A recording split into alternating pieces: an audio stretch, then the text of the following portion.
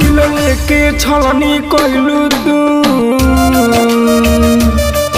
दिल लेके छलनी कहलू तू, अब यान केहू के ना छली हो।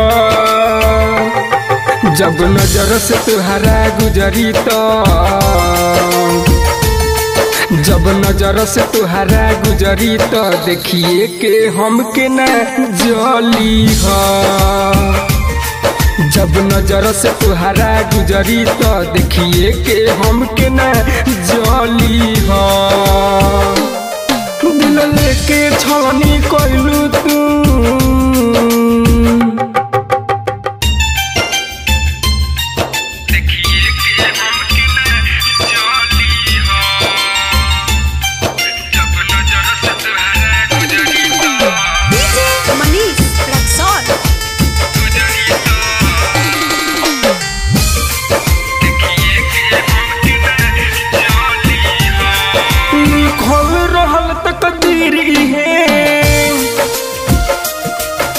हथवो के लकीर है, लिखल रहल तकदीर है, कहे हथवो के लकीर है। हमरा प्यार के दिल के कोना में, हमरा प्यार के दिल के कोना में हो सके तो कतहीं धली हो। जब नजर से तुहरा गुजरी तो, जब नजर से तुहरा गुजरी तो देखिए के हम के ना जली हो।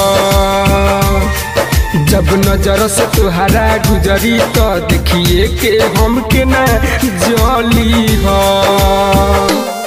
दिल लेके छलनी कहलू तू,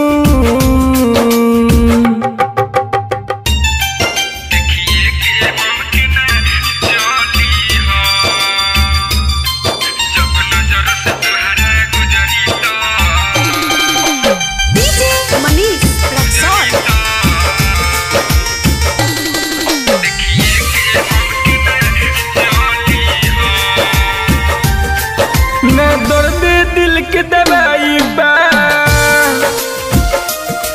मौत ही अंत उपाय बा। ना दर्द दिल के दवाई बा, मौत ही अंत उपाय बा। सोनू महेश के ऐसे कभी, सोनू महेश के ऐसे कभी मन पर याद कोली हो।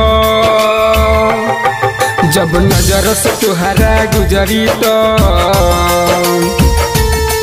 जब नजर से तुहरा गुजरी तो देखिए के हम के ना जली हो। जब नजर से तुहरा गुजरी तो देखिए के हम के ना जली हो। दिल लेके छलनी